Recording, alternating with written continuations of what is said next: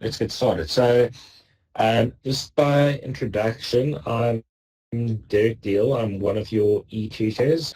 So just in terms of where we are, so in the first learning units, we analysed the impact of fiscal policy really on a closed economy, meaning there's no exports and imports. In Learning Unit 5, which was the focus on one of the previous sessions, we added the foreign sector through opening up the goods and financial markets, really meaning that consumers can now choose between domestic and foreign goods, and investors can also choose between domestic and foreign financial assets. So really opening up the economy, that was the next step. And in this learning unit, we really build on from that and focusing more on the goods market in the open economy with specific reference to net exports. That's the NX curve, so net exports and the trade balance. You'll see in the learning unit outcomes what you'll be able to do at the end of the day is really explain either in words, use the model, or by the means of a chain of events, equations or diagrams, to really discuss and show the impact of a change in domestic demand on the level of output, input, and the trade balance, importantly, and also, the change in foreign demand on the level of output, input, and the trade balance, and depreciation of the currency or appreciation on the level of output, input, and the trade balance. So that's what you're supposed to be able to do at the end of the learning unit. So starting to build from the start, so some of the things that you need to have a bit of a grip of before starting the this learning unit. And I mean, you can read through the true or false questions. I'm going to answer them shortly, but maybe just first of all, I'm not going to ask you or do a poll or anything to make you answer the questions. But first of all, the domestic demand for goods consists of consumption spending, investment spending, and government spending. So the first question is that true or false? True. So the domestic demand for goods, so the demand for goods in the economy consists of those units. In terms of the second question, which you should already know the answer to, an increase in autonomous spending increases the equilibrium level of output and income. So is that true or false? That is also true. So in terms of question 3, according to the ES relation, there's a negative relationship between interest rates and investment spending. That is also true. So remember, if interest rates are lower, that means the hurdle rate to make new investments is lower. So it's easier to make new investments because it costs less to make new investments. And in these investments, an important thing that probably took me too long when I studied economics to realize is that when they talk about investments, some investments in the stock market, it is physical investments, capital expenditure by companies or by government on infrastructure. So that's when we talk about investment here, that's what we talk about investment spending. So lower interest rates means it's cheaper for companies to make investments in the real economy. Last one, a higher real exchange rate implies real depreciation of the domestic currency. Now, the trick here is, and again, it's something that also probably took me too long when I studied economics to realize, is when they talk about a higher real exchange rate, they don't mean the rand goes from 15 rand to 19 rand to the dollar. It's actually the other way around. Because, in the global economy, you can think of economics as really being developed by developed markets. So when they talk about higher rates, they think about, if you get 19 rand for a dollar, if the value of the dollar increases, it means now it's the other way, it's that way around. So then it's 20 rand to the dollar. So that's the way they think about it. So don't think about, if we talk about a higher real exchange rate from a South African perspective or from a domestic perspective, it actually means there's an appreciation of the domestic currency. So a higher real exchange rate is not going from 18 to 19. It is the other way around. It means a higher real exchange rate is an appreciation. So that one is false. So some important relationships to take note of. First of all, the relationship between the domestic level of output, so that's really your Y, and imports. And first of all, it's important to note that a positive relationship exists between the domestic level of output and imports.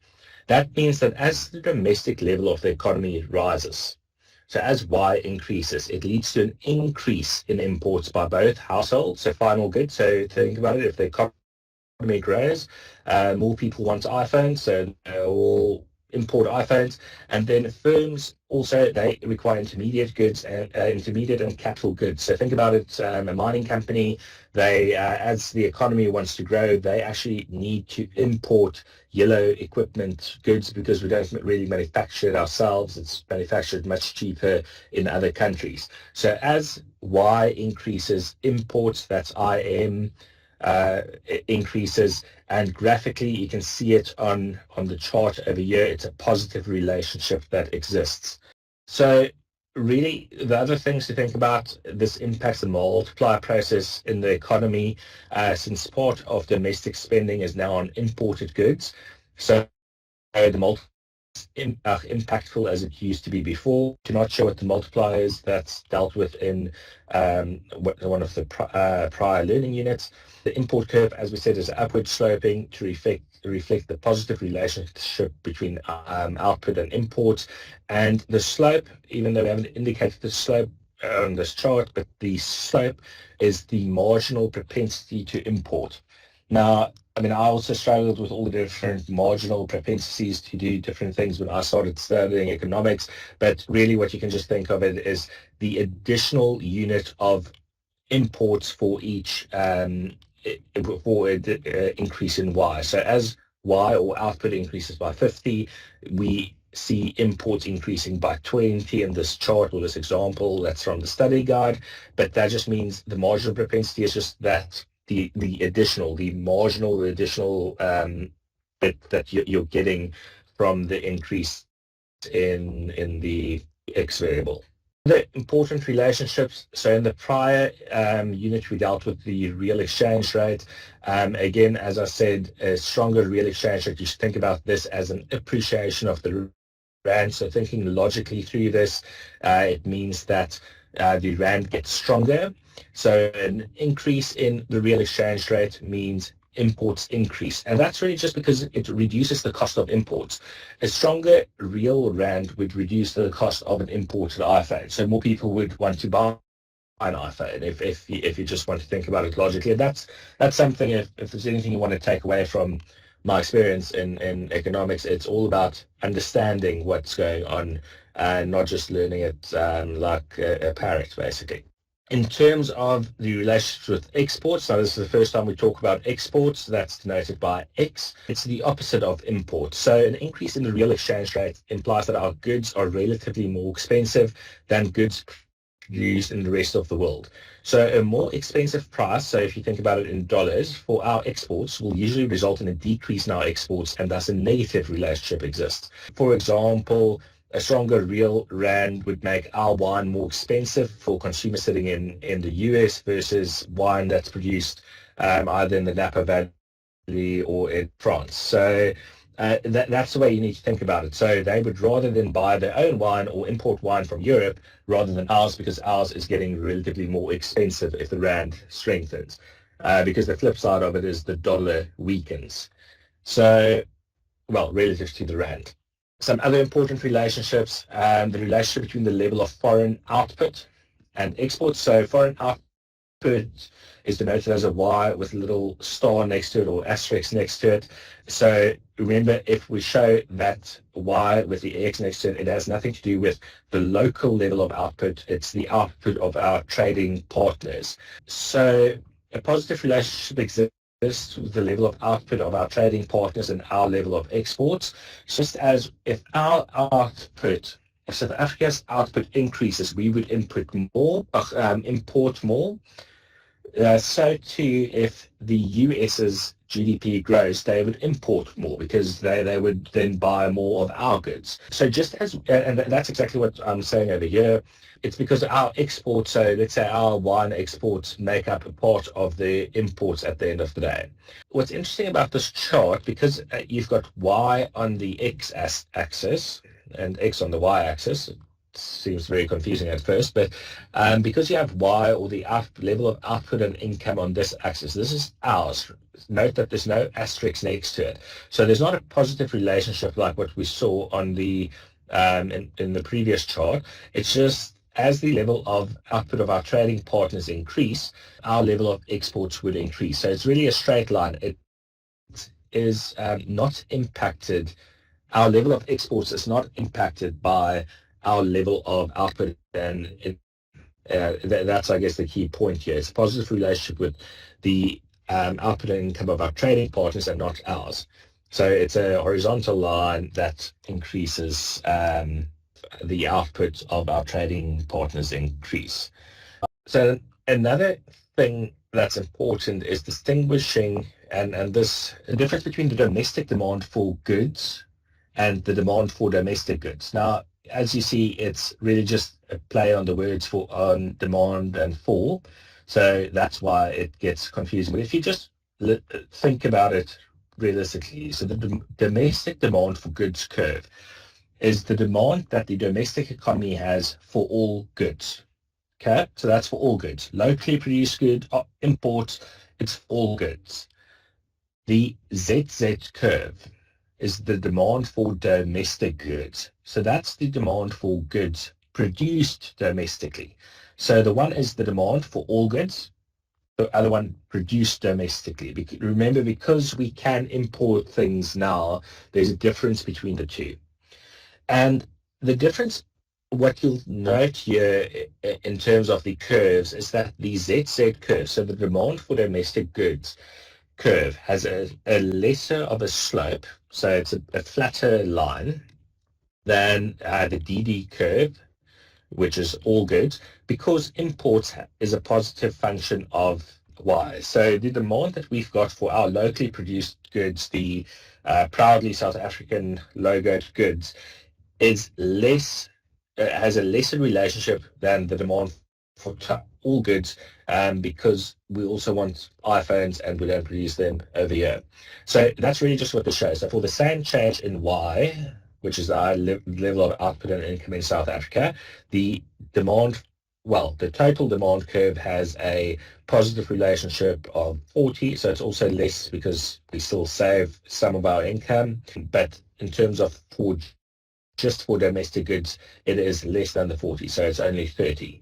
So yeah, you don't have to get confused with the numbers. The numbers are more illustrative, and you don't have to learn the numbers, but it's just illustrative of the point. So the first question is really distinguish between the domestic demand for goods and the demand for domestic goods. This is one of your activities in the study guide. I think we just actually went through it. It is literally the demand for domestic goods is, our demand for locally produced goods, and the domestic demand for goods is the total demand for all goods. Then there's a couple of questions on, and these answers, if you don't have to write them down, they are actually in the study guide. So just rather follow what I'm saying rather than trying to take notes frantically. Thinking through the questions here, right? So we need to choose the correct options in brackets. The first one is, well, an increase in taxation either increases or decreases the disposable income of a household. So before going on, let's first think about this. So if the government increases taxation, obviously it decreases the disposable income of a household, right? Because you'll have less disposable income because you're paying over more to the government. Okay, so we've got it decreases the disposable income of households, and consumption spending would also decrease because you've got less disposable income, so consumption spending would decrease due to the taxation. So demand for goods will also decrease because consumption spending decreases due to the increase in taxation that decreased our disposable income. So it's important to sometimes just break these types of questions down and go through, well, logically what makes sense. An increase in government spending. So let's say the government starts spending on infrastructure. What does that do? It would increase the demand for goods because now they've got to buy more cement, they've got to buy more asphalt, whatever the case is. They've got to pay construction companies that will buy more equipment. And that would also then increase the equilibrium level of output and income. There is obviously also a multiplier effect on government spending if they do spend on the right things. We'll get into all the practicalities of that, but that is what should happen. So it increases the demand for goods and it increases the equilibrium level of output and income. Next one, the change in government spending has a multiplier effect on the equilibrium level of output and income. That means the change in the equilibrium output, that's a spelling error, and income is larger. So a multiplier means it would be larger than initial change of government spending, because you would expect for each rand of government spending, effectively that multiplier effect would make it, depending on exactly what the marginal propensity to consume is, worth 3 rand or 4 rand, etc., actual spending. But intuitively, a multiplier should increase, so larger. Some more true and false questions. Well, an increase in the domestic level of output and output increases level of imports.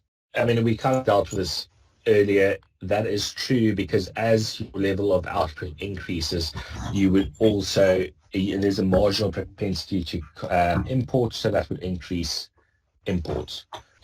Sure. So an increase in the domestic level of output increases consumption spending by households, and they will buy more imported goods. This is actually really related to the previous one. That's also true. So an increase in the domestic level of output would increase consumption spending by households because there's a positive relationship. An increase in the domestic level of output increases the amount of capital goods required by firms. We also said that is true. So as you increase, think about the mine example, you would need more excavators, you would need more dump trucks, etc. So it really also helps to sometimes think about examples in these things rather than just trying to learn the facts. Increase in the foreign level of output increases imports. Now, this is an interesting one because we haven't actually talked about, whether there's a relation between the foreign level of output and import. So we did say there's a positive relation between the foreign level of output. So let's say America grows, they would import more from us, but we would not actually import more from them. So this one does sound a little bit like a trick question because the foreign country would import more. So that's where the trick lies here. But we are talking about our economy. So if you take a step back and think about this, we're talking about our economy. So the answer is actually false because imports are, positively linked to the domestic level of output income, not to the foreign level. So this one might catch you off guard because you see imports, you think about, the foreign country, you would import more from us, but we're always talking from our side of the fence. So that's how you need to think about this question. We would not import the other country grows because there's no relation between how much they grow and what we require from an import perspective. So the next one, a decrease in the real exchange rate decreases imports. This is true. Now, the way you need to think about this again, a decrease in the real exchange rate means a depreciation. So the rand gets weaker. The rand goes from 14 rand to the dollar to 20 rand to the dollar, and that would mean imports. If we want to import goods from other countries, it's more expensive than before. So we would naturally rather not import as much. We would rather look at, can we substitute domestically? But it would decrease imports. We would import less if the rand weakens. Then a real appreciation in the domestic currency increases imports. So that is, the rand gets stronger. We would increase imports because things would be cheaper to import. So we would naturally rather import than necessarily produce domestically. Or we would just also have, if you want to think about it, if you're buying your iPhone and it costs half the price that it costs before, you would have more money to spend, and you might get, earbuds or what they call this with it because it costs the same. So what is the NX curve? Now we're really getting to the nuts and bolts of this learning unit. There are some things that I won't deal with next week. One of my colleagues will deal with it, really regarding the Marshall learner condition. So first thinking about, combining, remember we showed the IM curve, the imports curve, the positive relationship with Y. So that was the one chart we showed previously. It's this one, IM, and then X the level of exports, which is just the horizontal line with no relation to y. So really where we start with deriving the NX curve, and I think there are a couple of ways to do it, but this one is explained in the study guide and pretty easy, well, I think, to look at. You combine those two, and net exports really means exports less imports, right? So because that would give you the net amount of exports. So that's what we're after. NX curve, net exports. So that tells you what's happening with the trade balance. The trade balance is, again, the difference between exports and imports. Exports less imports. So that's an important thing to remember. Don't switch them around. Think about it that in that way. So exports less imports. So over here, right, exports of 40, imports of 50 at that level of output of 150 Y, right? So you've got 40 less 50 gives us that number, which is a minus 10, right? So 40 less 50 is minus 10. At this number, they're equal to each other, so 40 less 40 is equal to 0. At this number, you've got exports is 40 less imports. At that number is 30, so that would give a plus 10. And those 3 points, if you draw a line through them, gives you the NX curve. So that's really how the NX curve is derived. I mean, you can learn, well, the direction of it is important. It's got a negative relationship with output and income, and that's because as output and income increases, you tend to import more, but it doesn't impact your exports. So that's really the nuts and the bolts of the NX curve. So again, just because this is very important, exports less imports. At this level, you start at the export line, which is 40 less 50 gives you negative 10. At this level, 40 less 40 gives you 0. At that level, 40 less 30 gives you positive 10. So it has a negative relationship with output and income. So that's the first thing. Where do we have a trade balance? The trade balance means exports is equal to imports. That is at the point right here in the middle where it is 40 is equal to 40, right? That's, I think, quite self-explanatory.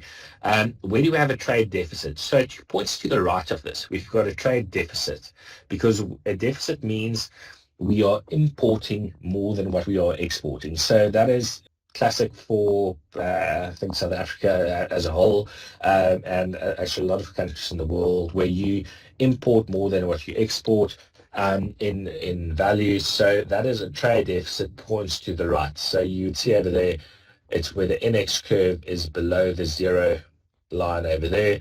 You import more than what you export is a trade deficit. The opposite of that is to the left of the line, which is a trade surplus. So that means you export more than what you import. Now, this is typical for what China has done for a long time.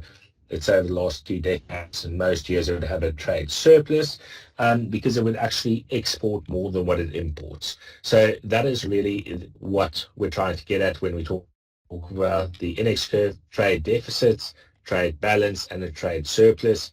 Trade deficit, trade balance, and a trade surplus, right? So that's really the NX curve explained. Over here, you would see the summary and of key relationship and equations. I think the most important is to be able to actually read and understand what's going on in the relationship. So it's positive relationships if output increases, imports increase, vice versa.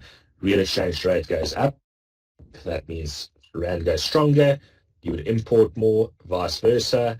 The relationship between the foreign output and our exports, that's shown over there, and the relationship between the exchange rate and our exports shown over here. So if the rand gets too strong, then we'll export less. If the rand gets too weak on a real basis, then we'll export more. So that's really the key relationships summarized over there. Yeah, it should be quite self-explanatory. So again, here's a practical example of constructing an NX curve. So over here, we don't actually have the curve that we had on the previous slide above it in the answer. But first of all, they start by saying, and remember, if they ask you this in an exam, they can put any numbers here, so don't just learn the chart like this, learn how to actually implement it. But if exports are equal to 100 million rand, well, exports are equal to 100 million rand. That's kind of the level they say, and remember that has no relationship with Y.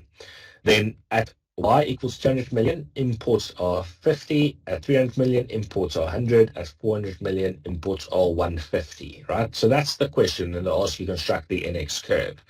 So the way you go about this is you remember net exports, exports less imports. That's the key equation. We know that X is equal to 100 always, but at Y is 200, you've got NX is equal to 100 less 50, so you get the 50 million from over there. So at 200, we say it's 100, which is your exports, less the 50, which is your imports, gives you 50. At 300, you've got NX is 100 less 100, so it's export is that 100 less this 100 for imports. That gives you 0, so that's it where you've got your trade balance. And at Y equals 400, exports is 100, imports is 150, so that gives you negative 50. So that would be the chart over here. You can draw the NX curve here. I don't think they worry too much about having the exact. So you've got the NX curve over there. At 400Y, you've got minus 50, which is what we said over here. At 300Y, or output and income, you've got 0, which is that point. And at 200Y, you've got plus 50, which we calculate over there. Cool. So that's the start of the NX curve. I think there's a bunch of questions now. So true and false questions, right? So an increase in government spending increases the demand for domestic goods. So I want us to think a bit kind of logically through this. An increase in government spending increases the demand for domestic goods. So if we think about this, if the government increases their spending, what would they do? They can, I don't know, give grants to people. That's one way of increasing spending. Or the more conventional one is increase infrastructure spending. If I want to build a new bridge in the Eastern Cape, I need cement. I would probably buy the cement locally because it's a low value good, difficult to transport long distances. So yes, that is true. If government spending increases, the demand for domestic goods increase. That's the easiest way to think through that question. An increase in government spending leads to an increase in imports. That is actually also true because the government would need to buy some things from abroad, things that they might not be able to procure in South Africa. So if they build the bridge in the Eastern Cape, maybe they can't get steel from the region. It's cheaper to import cheap steel from China, or they need equipment that they can't get in South Africa to do that. Or let's say they give grants to people. People might not only buy food, they might go to Shein and buy some relatively cheap clothing, so it does increase imports. So that is also true. A change in the equilibrium level of output and income leads to a change in the trade balance, not just either trade balance, a change in the trade balance. That is true because as output and income, remember, if Y increases, your imports increase, but exports do not increase. So if Y increases, so the equilibrium level of output and income increases, you would actually import more goods. So it would change the trade balance because you're not exporting more per se. That depends on what your trading partners want, but you will be importing more. And the last one, if exports exceeds imports, net exports is less than 0. Now, the easiest way to think through this, if you don't know the answer just by looking at the question, there's various ways of doing this. Put in your own numbers. If exports exceeds imports, net exports is exports less imports, right? So if exports are more than imports, should NX be less than 0? I mean, if you're not a numbers person, you'll say false because you picked it up in the way the question is asked. But if you're a numbers person, you might want to work this out, put in your own numbers. So if exports exceeds imports, let's say exports are equal to 10. I mean, you can throw in any number, and imports are less than that because exports are more than imports. Let's say imports are 5, right? So exports 10, imports 5. What is net exports?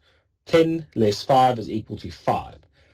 5 is bigger than 0, not smaller than 0. So that is a practical way to actually go around this question. If you don't pick it up just from the language, you can, in a practical way, work this out. Put in any number for exports on a piece of paper, deduct a number that is smaller than that for imports, and you'll see that that gives you a number greater than 0, not smaller than 0. So that's, I mean, a different way to approach the question if you don't just pick up the answer from reading it. Another thing is to look at is, well, an increase in the demand through government spending. So we actually answered this question over here where we said increasing government spending increases the demand for domestic goods. We said that's true. We said it also leads to an increase in imports. True. But now, remember, in the learning unit outcomes, it's not just about being able to answer true and false questions. You also need to be able to look at graphs, look at the chain of events, etc. We now consider an increase in demand through an increase in government spending. So the government wants to build a new bridge in the Eastern Cape. Well, what does this do? This increases the demand for goods and the equilibrium level of output and income, right? So if you think about this, the demand for domestic goods would increase because, well, you now need more cement, which otherwise you wouldn't have had. So what happens to NX?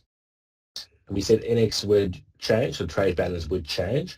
So assuming the original equilibrium is at NX equals 0, so this is just an assumption they made for this question, the trade balance would worsen from there. So we're moving along there. But the reason that happens is we increase the demand for the ZZ curve, the demand for domestic goods. It increases where it intersects that 45-degree line. We move down over there. So you see the increase in output income, and that would lead us down the NX curve.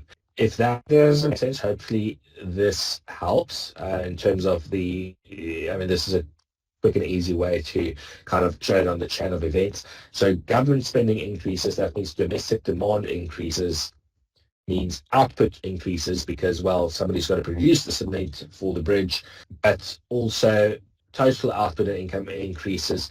The imports increase because we know there's that positive relationship. If the level of output and income increases, you need to import more. Think about the cement producer, they might get their paper bags from somewhere else, and that would lead to net exports worsening because you're not exporting more, but you're importing more because you've now got to import the bags for the cement, right? So NX worsens. So just going through that again because it might feel very fast if you're not familiar with all the signals. Government spending increases, that means the demand increases. You've got output and income increasing. There's a positive relationship between that and imports, and NX worsens. So practical example, Bridge Eastern Cape, they need cement. The local economy grows. Well, to produce the cement, they need to import paper bags. Our net exports decrease, or that trade balance, which is the point where it is, would worsen. So we can go from equilibrium to, or trade balance to trade deficit. Remember, we don't always have to start on this line. I mean, maybe the starting point could be somewhere else in a different example, but over here we started on at a trade balance because that's the assumption we made. Over here, the assumption, yeah, it would worsen. I guess that's an important thing to remember. So an increase in government spending would worsen the net exports through this chain of events. Okay, increases in demand. So what happens if foreign demand increases, right? So we just talked about what happens if domestic demand, so let's say government spending increases. What happens if foreigners want to buy more South African wine, right? So the increase in the level of exports, so foreign demand, shifts the NX curve to the right. Now, this is important to note that it's not just a movement along the curve. So movement along the curve are, well, changes in government spending or investment spending, right? So that's a movement along the curve, which we saw in the previous chart. So that's just a movement along the NX curve. That was a shift in the ZZ curve, but a movement along the NX curve. And it's always important to think about these things. So why is this the case, right? So why is there a complete shift in the NX curve. If we think about the net exports, I actually want to go back.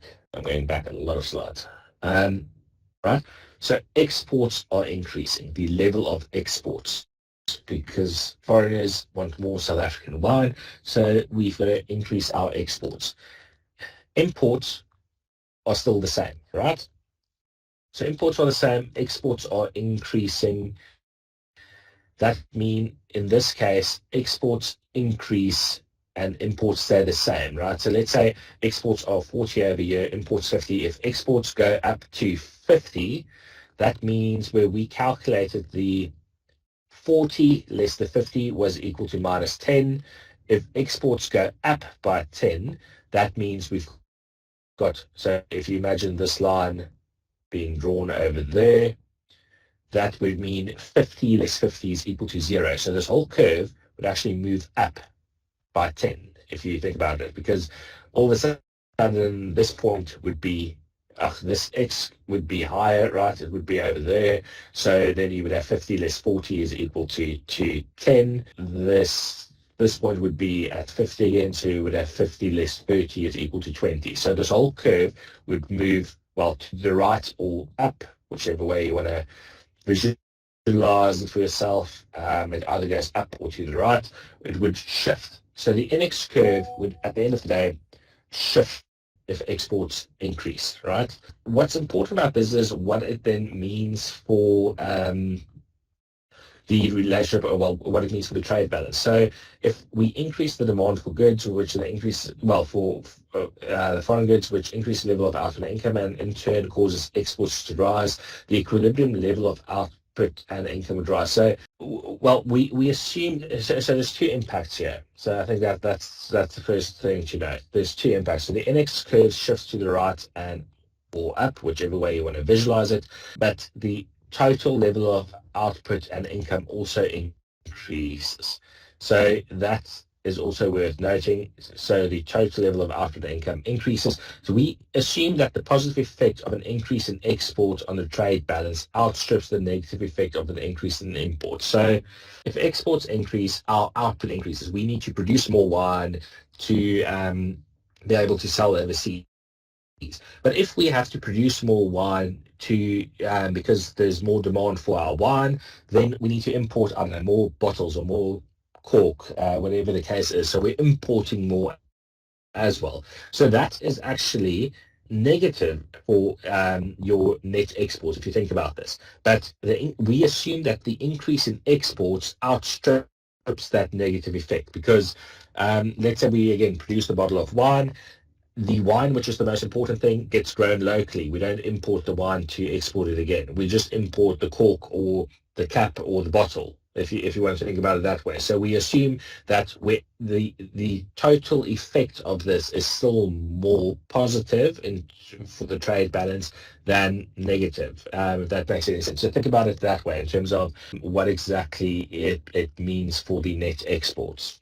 Questions from activity 4. So a couple of impacts on net exports. So it's important to think through what these impacts are, because it shows that you actually understand what's happening, or what the linkages are between changes in fiscal or monetary policy and the end effect on net exports. So first of all, an increase in taxation. What does that do? Well, if they tax us more, there's going to be less demand for goods, consumption is less, output and income would be less. Actually, the net exports would go up because we are importing less. Sorry, that shouldn't be a Y, that should be an X at the end.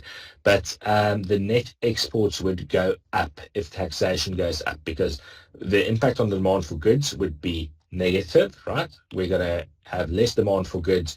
There's going to be a lower level of equilibrium output and income, which means we import less. We still export the same amount, but import less. So net exports would actually increase because we're importing less, exporting the same amount, right?